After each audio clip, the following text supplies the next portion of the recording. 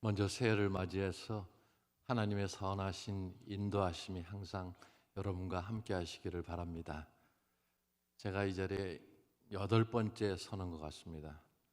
6년 전에 김명호 목사님 위임하실 때 제가 기도하기 위해서 처음 섰고, 그 다음에 주일 오후 훈련 예배 때 한 번, 주일 예배 2번, 또 재작년에 청지기직 세미나 때 부흥회 3주 동안 선 적이 있습니다.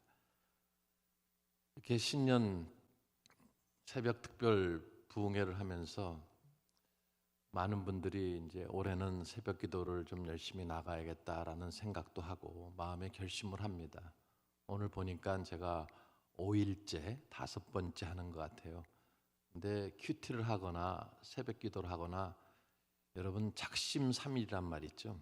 마음 먹은 것이 3일밖에 안 간다. 그 작심삼일을 다르게 해석하세요.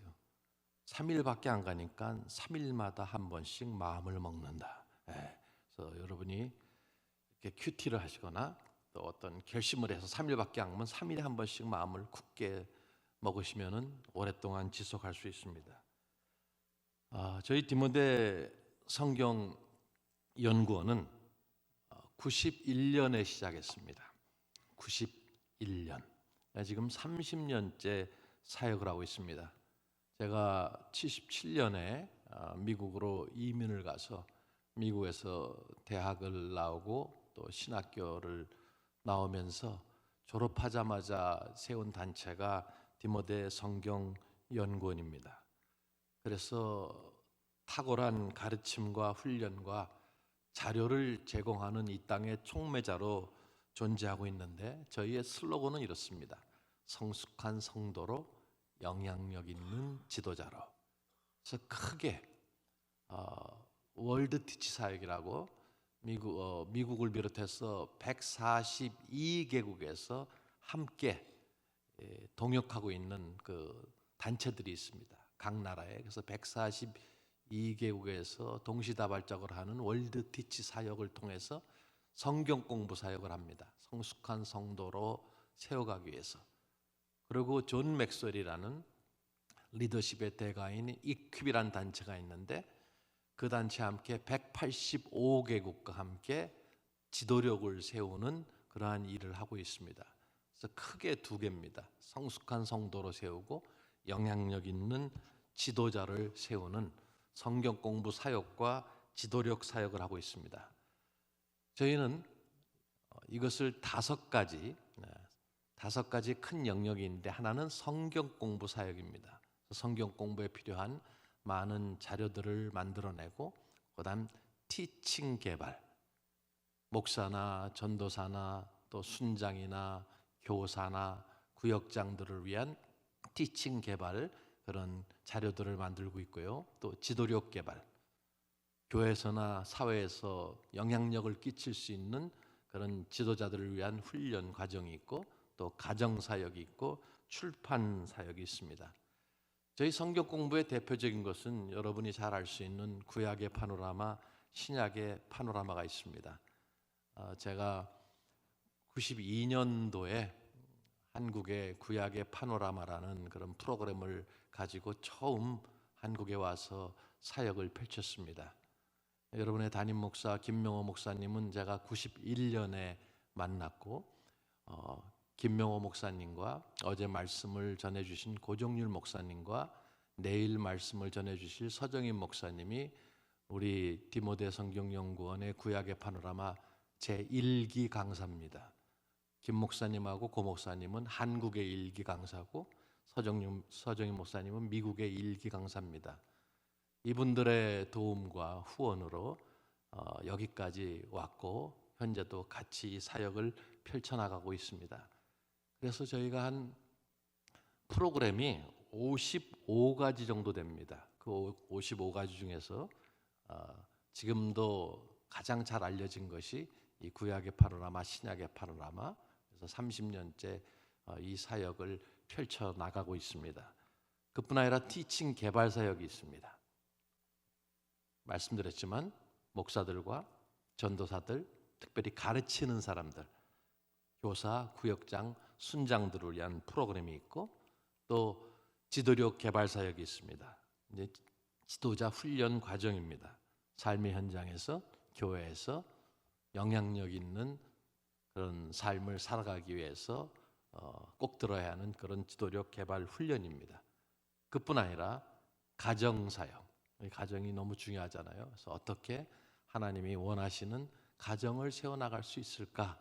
그래서 가정 사역에 관한 자료들을 저희들이 만들어서 티칭과 훈련과 자료들을 통해서 성도들과 교회들을 돕고 있는 사역을 하고 있습니다. 저희 사역은 글로벌입니다. 국내 사역도 하지만 주로 국내 사역을 하죠. 그러나 해외 선교사 훈련, 또 해외에 있는 목회자 훈련, 이것을 지금까지 꾸준히 해오고 있습니다. 그래서 중남미 지역 또 C국 등 많은 그 해외에 가서 선교사님들을 훈련할 뿐 아니라 또 다른 나라에 있는 이민교회 목회자들을 훈련하는 일을 하고 있습니다. 저는 77년도에 이민 가서 이민 간 다음 날 예수님을 영접하고 미국에서 오랫동안 살았고 8년 전에 이제 한국에 들어와서 한국을 중심으로 해서 사역을 펼치고 있습니다. 저는 한국에 제가 92년도에 구약의 파노라마라는 프로그램을 가지고 한국에 들어왔을 때는 제가 신학교 동문도 없고요, 대학 동창도 없고, 이제 아는 사람들이 여러분의 담임 목사님과 몇몇 분밖에 없었습니다. 제가 이런 말씀을 드리는 이유는 저는 한국에 동문도 없고 아무런 소위 말하는 인간적인 백이 없는데 하나님께서 이 사역을 30년 동안 유지시켜 주셨고 지금도 하나님이 인도하고 계십니다. 그래서 정말 아무것도 모르고 아무런 인간적인 능력도 백도 없는 저를 사용하셔서 하나님께서 지금까지 이 사역을 유지하고 계시는 거 보면 100% 하나님이 하셨다고밖에 말할 수밖에 없습니다. 하나님이 이 일을 이루셨고 지금도 이 땅에 필요하기 때문에 또 많은 사역자들에게 필요하기 때문에 하나님이 지금도 선한 길로 인도하고 계시고 또 그동안 많은 목사님들과 또 성도님들의 기도와 후원으로 여기까지 왔습니다. 한국 교회가 요즘 많은 그 상황이 어려워지고 있습니다. 저희도 교회를 돕는 사역이기 때문에 교회가 어려워져서 기침을 하면 저희는 독감에 걸립니다. 교회를 돕는 사역이기 때문에. 그래서 여러분이 생각나실 때마다 저희를 위해서 기도해 주시면 참 감사하겠습니다.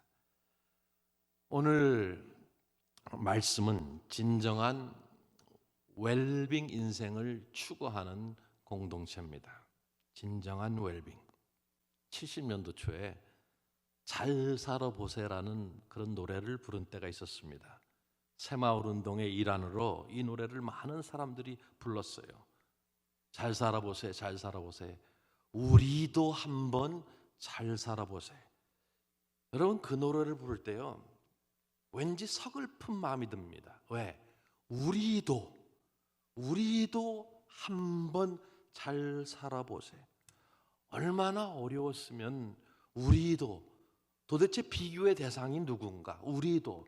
그때는 비교의 대상이 멀지 않은 일본과 필리핀이 우리의 부러움의 대상이었어요.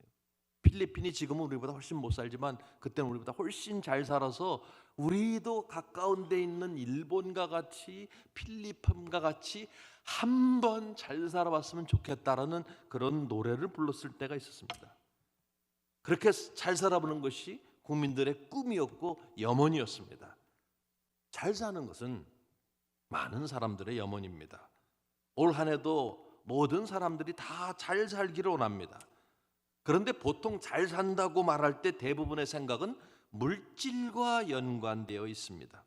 물질적으로 얼마나 풍요로운가가 잘 사는 것의 잣대가 되곤 합니다. 그러니까 웰빙이란 말을 20년 전부터 쓰기 시작했는데 웰빙이란 잘 사는 안락한 만족한 삶을 말합니다.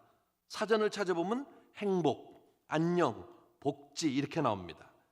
이 웰빙의 삶은 조금 더 안락한 집에 살고 조금 더 큰 차, 좋은 자동차가 있고 쓸 여윳돈이 있고 헬스클럽에 다니고 가끔 골프도 치고 건강식품과 비타민들을 많이 취하고 등산도 가고 맛집 탐방도 하고 해외여행을 즐기는 인생으로 이야기를 합니다. 이것이 세상에서 말하는 웰빙 라이프, 잘 사는 삶입니다. 그럼 그것이 잘 사는 삶인가? 그러면 행복하고 마음에 평안이 있고 성취감과 만족이 있는가? 어느 정도는 그렇다고 얘기할 수 있습니다. 잘 살아 보세요를 외친 지 지금 50년이 지난 한국은 경제, 교육, 의료, 연애, 스포츠에 있어서 선진국, 경제국으로 부유해졌어요. 경제협력개발기구 OECD 발표에 의하면 우리가 경제대국 11위입니다. 그리고 2018년 한국의 행복지수는 156개국에서 54위예요. 156개국에서 54위입니다. 행복지수가. 그런데 우리나라의 평균 생활 만족도는 110개 나라 중에서 110개 나라 조사 대상국에서 104위입니다. 베트남보다도 뒤집니다. 만족도가 29.7%로 10명 중에 3명만 현재 생활에 만족하면서 살아갑니다. 우리가 지금 못 삽니까? 끼니를 굶을 정도로 못 사는 게 아니라 자신이 원하는 만큼 가지지 못하기 때문에 만족하는 사람이 많습니다. 그런데 이것이 예수 믿지 않는 사람들만의 이야기가 아니라 그리스도인들도 크게 다르지 않다는 것입니다. 예수님을 믿으면서도 가치관이 그렇게 크게 바뀌지 않았어요. 세상의 이런 잘못된 가치관을 받아들이면서 잘 산다, 잘못 산다를 판단합니다. 예수를 믿는 목적을 세상 사람들처럼 복을 받기 위해서, 물질적 풍요를 위해서 교회를 다니는 사람들도 있습니다. 그러다가 그것이 채워지지 않으면 예수 믿는 것도 별거 아니네 그러면서 교회를 떠나는 사람도 있습니다. 우리의 삶의 주인이시며 인생의 설계자이신 하나님께서 우리에게 요구하시는 그 삶은 무엇인가? 여러분, 결혼을 해서 새 살림을 꾸린 자녀들에게 부모가 너희들 잘 살아라 이 말을 하십니다. 그럼 부모가 그 자녀들에게 잘 살아라 할 때 그 의미가 무엇입니까?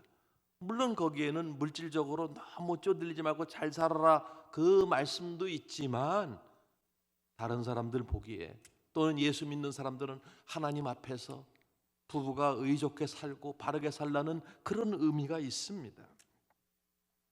하나님의 관점에서 잘 사는 인생은 무엇인가? 우리는 여기에 초점을 맞춰야 됩니다. 이 질문을 하지 않으면서 그리스도인의 삶을 산다는 것은 모순입니다. 오늘 본문을 통해서 하나님께서 우리에게 요구하시는 것은 무엇인가를 살펴보면서 진정으로 잘 사는 삶의 그 모습이 무엇인지를 배워보고자 하는 것입니다. 그리스도인의 잘 사는 인생은 하나님이 요구하시는 삶을 사는 것입니다. 한번 같이 읽어볼까요? 시작. 그리스도인의 잘 사는 인생은 하나님이 요구하시는 삶을 사는 것이다. 지금으로부터 약 2700년 전에 미가라는 선지자가 남왕국 유다에서 활동을 했습니다. 여러분이 구약을 공부해서 아시는 대로 이스라엘은 남과 북으로 갈렸습니다. 그리고 북왕국이 먼저 그들의 죄악으로 말미암아 주전 722년에 멸망했어요. 7위 이스라엘, 여러분 이렇게 배운 적이 있을 거예요. 그런데 북왕국 이스라엘이 멸망을 당하는 것을 보고도 남왕국은 정신을 차리지 못하고 여전히 죄악 가운데 있었습니다. 영적으로 도덕적으로 타락했습니다. 이기적인 지배층이 있었어요. 노골적인 사기 행각을 일삼는 거짓 선지자들이 있었고, 우상 숭배가 있었고, 도덕적 타락이 만연했습니다. 그래서 미가 선지자는 유다를 향한 죄를 지적합니다. 먼저 하나님께서 유다에게 베푸신 것을 먼저 이야기합니다. 그것이 미가서 6장 1절부터 5절까지의 말씀입니다. 애굽의 종살이에서 구원하시고 모세와 같은 영적 지도자를 허락하셨습니다. 모압과 발락으로부터 보호하시고 모든 언약을 지키셨어요. 그런데 백성들은 하나님과 맺은 언약을 깨고 하나님으로부터 멀어져 갔어요. 님은 먼 곳에가 아니라 하나님은 완전히 먼 곳에, 하나님께서 베푸셨던 모든 자비하심을 다 잊고 멀어져 갔어요. 그래서 유다는 하나님의 그 자비하심을 기억하라고 외칩니다. 유다 백성들은 하나님께 회개하고 통회 자복을 하지 않고 하나님과 흥정을 하고 거래를 합니다. 여러분, 모든 거짓 종교는 하나의 공통점이 있는데, 그것은 예배나 바치는 행위로 신의 은총이나 복을 사려고 하는 거래식, 흥정식의 행위입니다. 그런데 유다 백성도 마찬가지였어요. 이방인의 풍습을 가지고 와서 하나님께 나와 거래를 합니다. 오늘 본문이 주는 첫 번째 메시지는 하나님이 우리에게 요구하시는 것은 겉으로 드러나 종교적인 행위가 아니라는 것입니다. 오늘 본문에 내가 무엇을 가지고 여 앞에 나아가며 높으신 하나님께 경배할까? 내가 번제물로 1년 된 송아지를 가지고 그 앞에 나아갈까? 여호와께서 천천의 수량이나 만만의 강물 같은 기름을 기뻐하실까? 내 허물을 위하여 내 맏아들을 내 영혼의 죄로 말미암아 내 몸에 열매를 드릴까? 그들은 무엇을 하나님께 바치기만 하면 된다고 생각했어요. 무엇인가 하나님께 많이 바치면 하나님께서 그들의 죄를 다 덮어주시고 용서하시고 하나님께서 기뻐하시리라는 생각으로 흥정을 하는 것입니다. 하나님의 은혜를 다 잊은 모습이에요. 여러분, 회개라는 것은 물질이나 예배나 그 어떤 것으로도 대체할 수 없는 것이 회개입니다. 근데 유다 백성은 회개하지 않았어요. 그저 헌물을 많이 드리면 하나님이 다 덮어주시라는 착각을 했습니다. 내가 번제된 1년 된 송아지를 가지고 레위기의 일장에 따라서 잘 구별하여서 키운 송아지를 내가 바치면 하나님께서 용서해 주실까? 아니면 여호와께서 천천의 수량이나 아예 가축들을 엄청 많이 바치면 하나님께서 용서해 주실까? 그것도 안 돼서 만만의 강물 같은 기름을 기뻐하실까? 무슨 말씀이에요? 감람류, 올리브 오일을 말합니다. 올리브 오일을 코스트코에 가서 추럭으로 한 차 사가지고 바치면은 하나님이 기뻐하실까? 거기에 그치지 않고 내 허물을 위하여 내 맏아들을 바치면, 이게 무슨 얘기예요? 내 영혼의 죄로 말미암아 이교도의 관행을 따라서 맏아들을 제물로 바치면 하나님이 눈 감아 주실까? 이런 생각을 했습니다. 그래서 하나님과 거래를 하는 모습이에요. 흥정을 하려고 그러는 거예요. 예배를 통해서, 희생 제물을 통해서 하나님의 호의를 사고자 했습니다. 요즘도 사람들이 잘못 생각해서 예수 믿으면 부자가 되고 오래 산다고 현혹해서 많은 물질을 거둬들이는 자들이 있어요. 그리고 이상하게도 사람들이 많이 속습니다. 여러분, 물질로, 회개함이 없는 예배로, 지극정성으로 하나님의 마음을 움직일 수 없습니다. 착각입니다. 하나님은 이런 흥정 행위를 인정하지 않으십니다. 순종이 제사보다 낫고 듣는 것이 수양의 기름보다 낫다 그랬어요. 진정한 회개가 있어야 돼요. 우리나라 사람들은 정도 많고 눈물도 많습니다. 슬픈 얘기를 들으면 드라마를 보면서도 눈물을 흘려요. 그런데 여러분, 눈물, 콧물만 흘리는 것이 회개가 아니라는 것이에요. 죄를 중단하고 뉘우치고 자백하고 그 죄에서 180도 돌아서는 행동이 필요합니다. 회개는 물질이나 예배나 그 어떤 것으로도 대체할 수 없습니다.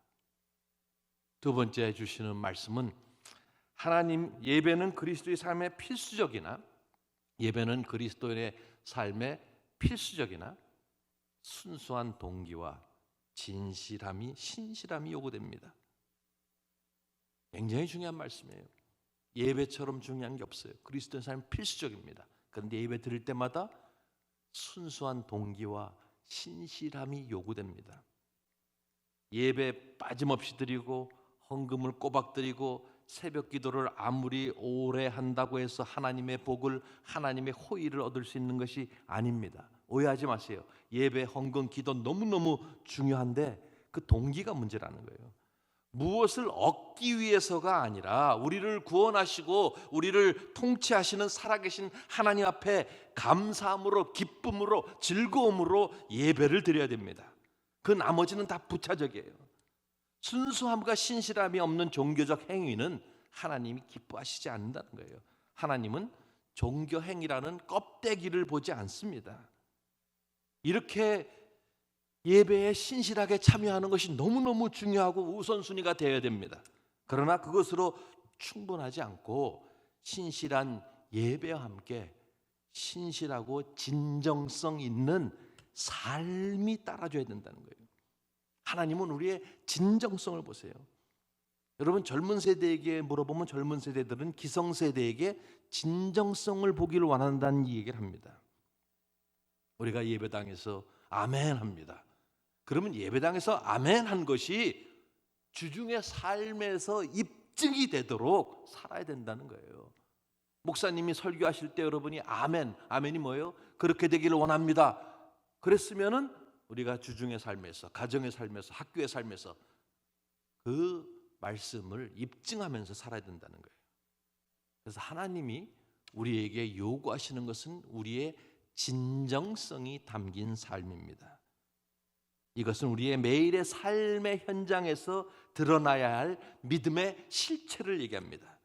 오늘 미가서 6장 8절에 보면 사람아 주께서 선한 것이 무엇임을 내게 보이셨나니 여호와께서 내게 구하시는 것은 오직 정의를 행하며 인자를 사랑하며 겸손하게 내 하나님과 함께 행하시는 것이 아니냐. 미가는 하나님이 우리에게 요구하시는 것을 소개합니다. 이른바 구약의 황금률입니다. 제가 77년도에 미국으로 이민 갔는데 그해 지미 카터라는 사람이 미국의 대통령으로 취임을 했습니다.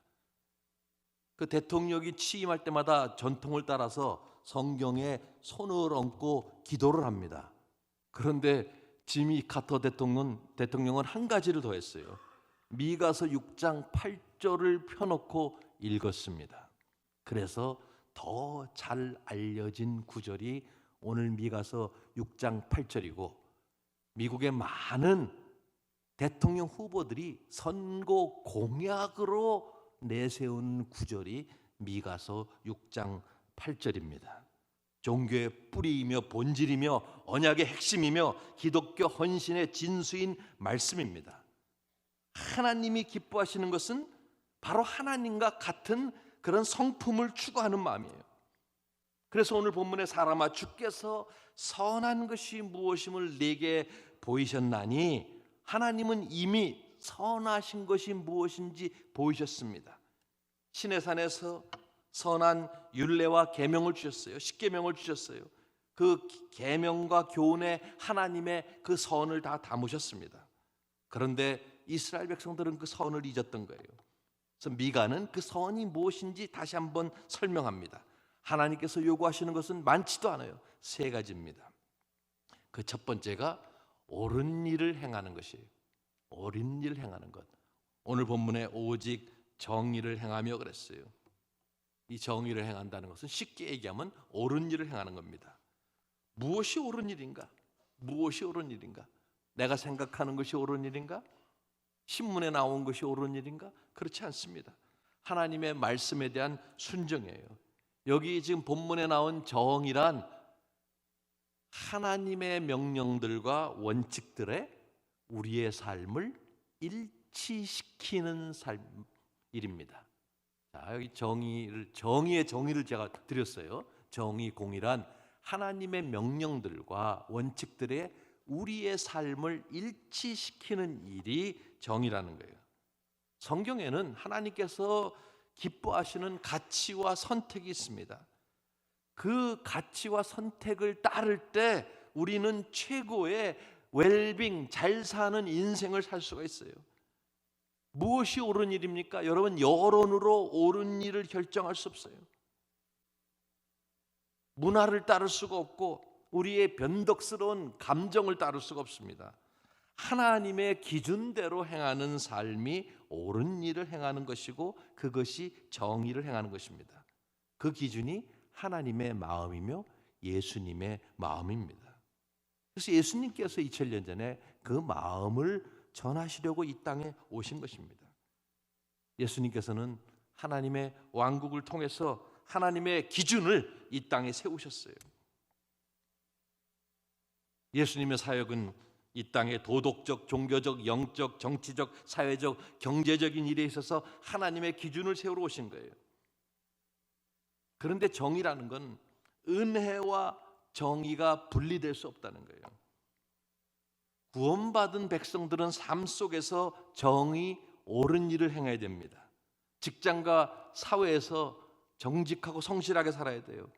거짓말을 하지 말아야 됩니다. 사기치는 일이 없어야 되고 불의하게 돈을 버는 일이 없어야 됩니다. 비방과 험담과 모함 등으로 사람들에게 피해를 줘서도 안 되고 명예를 훼손해서도 안 되고 임금 착취나 인권을 유리해서도 안 되고 없는 자를 학대하는 것을 금해야 돼요. 제가 잘 아는 집사님이 저한테 이런 얘기를 했어요. 목사님, 이해가 되지 않는 일이 있어요. 뭡니까? 그랬더니 제 아내가 교회에서는 천사예요. 그런데요? 그랬더니 그런데 집에서는 집에 일하러 오는 가정 도우미를 얼마나 학대하는지 모른다는 거예요. 그래서 자기랑 자주 싸운대. 그런데 이 여집사님의 마음속에는 내가 돈을 주고 그런데 왜 내 마음대로 못하냐 그러면서 계속해서 이렇게 어렵게 한다는 거예요. 그래서 이건 말이 안 됩니다. 혹시 여러분도 그렇습니까? 교회에선 천사인데 예배당을 떠나는 순간 혹시 악마가 되지는 않습니까? 우리는 시기와 다툼이 아닌 용서와 화해를 추구해야 되고 미움이 아닌 사랑을 실천하는 것, 그것이 옳은 일이에요. 아무리 화려하고 지성이 담긴 예배를 드려도 예배자의 마음속에 용서와 화해의 영이 없다면 하나님이 기뻐하시지 않습니다. 아무리 예배를 멋들어지게 주일날 드려도 월요일부터 직장에 가서 사회에서 성실하지 못하고 정직함이 없다면 하나님께서 기뻐하지 않습니다. 아무리 헌금을 많이 드려도 임금 착취를 하거나 탈세를 한다면 하나님이 기뻐하시지 않아요. 이렇게 새벽에 와서 아무리 오랫동안 기도를 해도 나가는 즉시 험담과 비방을 일삼는다면 하나님이 기뻐하시지 않습니다. 새벽 기도에 와서 주변을 둘러보면서 새벽 기도도 안 나오는 것들 은근히 깔보는 분 있고요. 누가 안 나왔는지를 유심히 살펴보는 사람들이 있습니다. 하나님이 여러분에게 누가 안 나왔는지 마치 워치독, 지키는 개처럼 누가 나오고 안 나오고 그거 살펴보라고 새벽기도 나오라는 거 아닙니다. 새벽기도 나왔으면 열심히 말씀 듣고 열심히 기도하면 돼요. 그런데 새벽기도하고 비방 험담을 일삼다면 하나님이 기뻐하지 않아요. 그래서 늘 질문을 던져봐야 됩니다. 내가 하는 일이 옳은 일인가? 내가 하는 일이 성경적인가? 내가 하는 말과 행동이 하나님이 기뻐하실까? 이런 질문들이 옳은 일의 잣대입니다. 아무리 바른 말이라도 함부로 하지 말고 옳다고 무턱대고 행동해서는 안 됩니다. 얼마나 많은 사람들이 정의의 이름으로 폭력을 일삼습니까? 옳은 일을 하되 기도하는 가운데 하나님의 마음을 읽어야 돼요. 그것이 하나님이 보여주신 사랑의 실천이고 다음 말씀입니다. 하나님의 신실하신 사랑을 실천하는 것이다.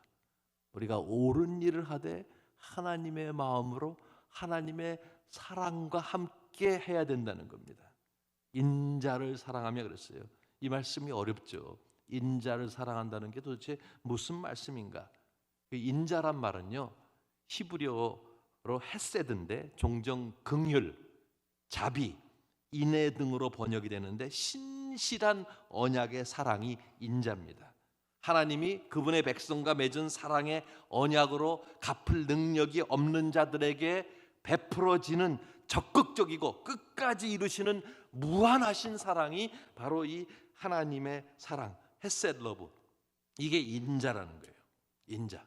어떤 사람이 아니라 하나님의 사랑을 얘기하는 거예요. 하나님께서 우리에게 베풀어 주시는 그 사랑은 자격이 없는 우리에게 아무런 자격과 조건을 따지지 아니하시고 베풀어 주시는 무조건적이고 무한한 사랑입니다. 하나님께서 우리에게 보여주신 사랑을 우리가 실천해야 된다는 거예요. 어떻게 실천합니까? 먼저는 우리가 가까이 있는 그런 성도들부터 사랑해야 돼요. 우리 매주 교회에 나와서 많은 성도들을 만나지 않습니까?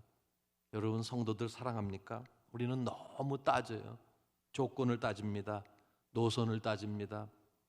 생각하는 것이 다르다고, 배경이 다르다고, 신앙의 컬러가 다르다고, 가진 것, 배운 것이 없다고 따집니다. 사랑하라 그러면은 마음속에 저런 사람도요. 저런 사람에겐 하나님 천벌을 내리셔야죠. 어떻게 저런 사람도 사랑합니까? 저 사람만 빼고요. 내가 저 사람은 절대로 사랑하지 못합니다. 이런 마음을 먹게 됩니다. 그럼 하나님께서 뭐라 그러니까? 그 사람은 내가 알아서 하마. 여러분, 우리가 생각해야 되는 게 있어요. 우리가 마음에 아무리 안 들어하는 사람이 있지만 우리는 그 사람의 100%를 볼 수는 없어요. 우리는 객관적으로 볼 수가 없어요. 100%를 볼 수가 없습니다.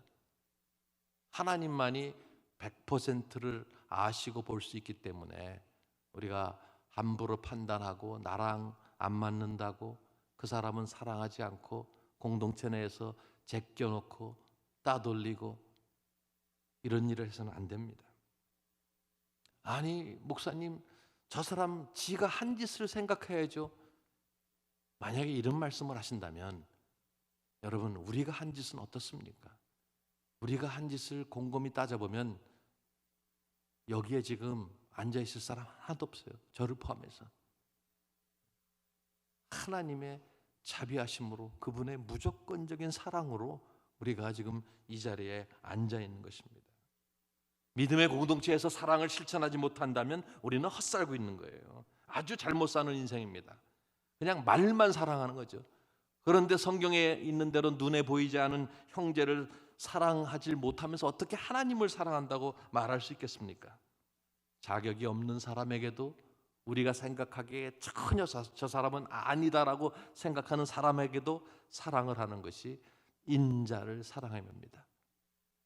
먼저는 우리 공동체, 가까이 있는 성도들을 사랑해야 되고, 그 다음에는 우리가 이 공동체를 넘어서서 이웃을 사랑해야 됩니다. 여러분, 누가 이웃이냐 그럴 때 누가복음 10장의 선한 사마리아인의 비유를 통해서 예수님은 유대인들에게 니들이 개만도 못하게 여기는 그 사마리아인, 그들도 이웃이다라고 이웃의 그 정의를 확장시켜 주셨어요. 성경은 우리에게 지속적으로 과부와 고아를 사랑하라고 합니다. 어려운 환경에 있는 사람들을 도우라고 얘기해요. 내게 되갚을 수 없는 사람들에게 자비를 베푸는 것이 진정한 사랑이라고 이야기해 주고 있어요. 그런데 주변에 없는 사람들을 돌아보고 도우라 그러면은 많은 사람들이 무슨 얘기합니까? 내가 어려운데요. 예수 믿는 사람들 중에 많은 사람들이 자기 연민에 빠져 있어요. 나만 가장 불쌍한 것 같다는 생각을 합니다. 내가 가장 못 사는 게 아닌가라는 생각에 지배를 받아요. 지지리도 복이 없지. 앞으로 설 명절이 오는데 나만 여행을 못 가고 일만 죽어라고 하고, 그런 생각을 혹시 하시지 않습니까? 그런 생각을 하시는 분 있지 않으세요? 그러나 조금만 눈을 나에게서 떼어서 밖을 향하면 얼마나 불쌍하고 어려운 사람들이 많은지 모릅니다. 우리가 돌보고 도와야 할 사람이 너무 많습니다. 사회적으로 어려운 사람이 많아요. 무숙자가 있고 노숙자가 있고 탈북자가 있고 고아원, 양로원, 미혼모, 독거노인, 학대받는 자, 너무나 할 일이 많아요.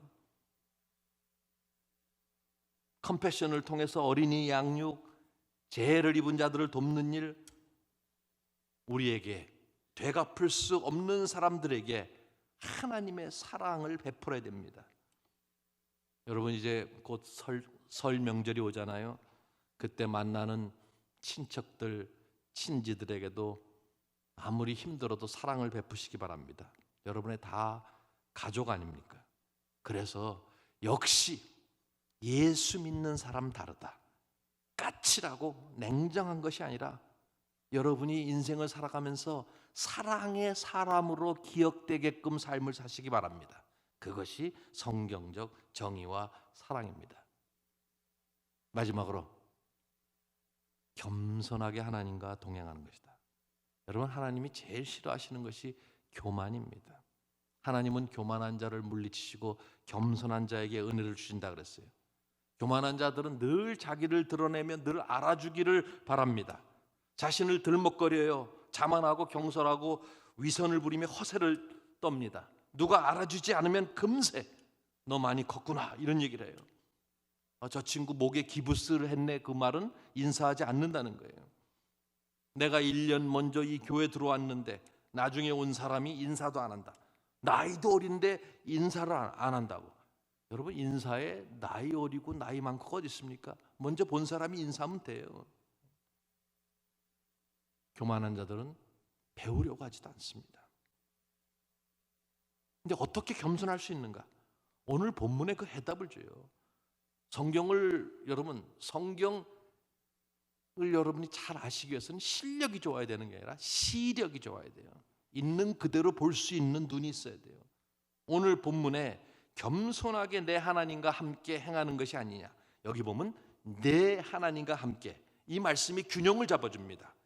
자기 의가 아닌 내 하나님과 함께 동행하는 겸손이에요. 여러분, 우리가 이 옳은 일을 하고 사랑을 베풀면서도 교만할 수 있어요. 왜? 자기 충족에서 자기 의를 드러내기 위해서 선을 베풀 수 있습니다. 사랑이 없이 정의만 외치면 율법적으로 흐릅니다. 겸손함이 없이 사랑을 베풀면 교만해지고 상대방에게 모멸감을 줄 수가 있어요. 그래서 예수님도 제자들에게 사랑을 베풀 때 겸손하셨어요. 제자들의 그 냄새나는 발을 씻겨주셨어요. 사랑과 겸손이 같이 가는 거예요. 그래서 이 하나님의 세 번째 요구사항이 겸손이에요. 내 의가 아닌 내 하나님과 함께 동행하는 겸손입니다. 거룩하신 하나님 앞에서는 바짝 낮출 수밖에 없어요. 여러분, 인류 역사 7,000년이 가까워도 문명과 의학이 발달해도 못 고치는 병이 너무 많습니다. 독감 예방주사를 맞았는데도 불구하고 독감을 알아요. 100세를 산다 그래도 결국 병들어 죽게 돼 있어요. 저희 아버님은 이민 가서 2년 만에 돌아가셨어요. 46세의 나이로.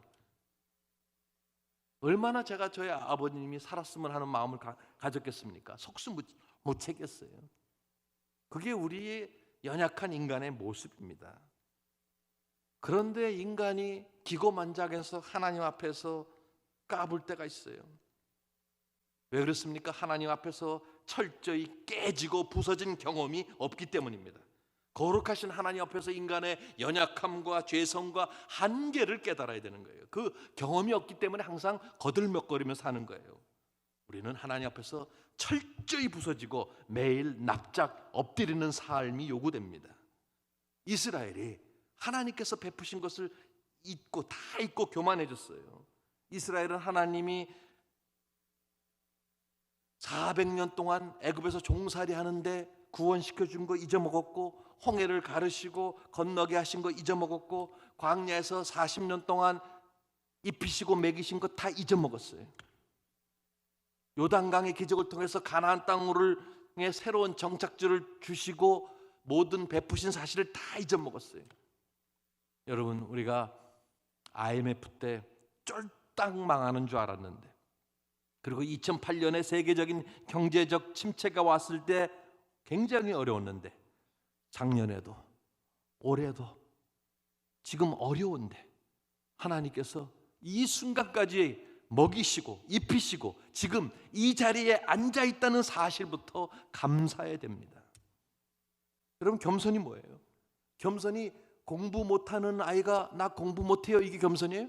그건 사실이에요. 그렇죠? 공부 못하는 사람이 나 공부 못해요, 겸손이 아닙니다. 가진 자가 저 없어요, 그것은 거짓이에요. 겸손은 뭡니까? 겸손이라는 것은 자격이 없는 나 자신을 거룩하신 하나님께서 거두셨다는 자각과 감사에서 시작하는 것입니다. 내가 잘나서, 내가 공부해서, 내가 돈 벌어서 이렇게 고생해서 살았다는 생각은 교만입니다. 하나님이 여건과 환경을 조성해 주시지 않으면 어림도 없습니다. 그래서 하나님이 베푸신 것을 추억하고 지금까지 인도하신 것을 감사해야 됩니다. 말씀을 이제 마치겠습니다. 하나님이 잘 사는 인생이라는 것은 겉껍데기의 종교 행위가 아니라 진정성이 담긴 예배와 그에 따르는 진정성 있는 삶이 잘 사는 삶입니다. 그래서 하나님이 요구하시는 진정성 있는 삶을 사는 것이 잘 사는 인생이며 복된 인생입니다. 요즘 한국에 욜로 라이프가 있어요. 욜로. You only live once. 인생 한 번밖에 못 산다. 그러니까 지금 당장 먹고 마시고 즐기자, 미래는 없다. 이게 욜로 인생이에요. 이렇게 살면 골로 갑니다. 우리는 믿음으로 하루하루 살고 영원히 삽니다. 그리스도의 잘 사는 인생은 옳은 일을 행하는 것이며 하나님이 보여주신 신실하신 사랑을 실천하는 것이며 겸손하게 하나님과 동행하는 것입니다. 이 셋이 연관이 있습니다. 자, 정의, 옳은 일은 하나님의 신실하신 사랑으로부터 나와야 하고, 하나님의 신실하신 사랑을 실천하는 일은 하나님과 겸손하게 교제하고 동행할 때 균형을 이룹니다. 거기에 진정성이 있습니다. 이것이 하나님이 원하시는 잘 사는 인생입니다. 그래서 하나님 앞에서 눈을 감을 때 잘 살았습니다, 진정한 웰빙 인생을 살았습니다, 감사합니다 할 수 있는 인생을 살아야 됩니다. 여러분 개인적으로 진정한 웰빙 인생을 추구하실 뿐 아니라 성도들이 함께 진정한 웰빙 인생을 추구하는 아름다운 공동체가 되기를 바랍니다. 이런 의미에서 옆 사람과 함께 이런 인사하겠습니다. 진정한 웰빙 인생을 추구합시다. 한번 인사하시기 바랍니다. 기도드리겠습니다.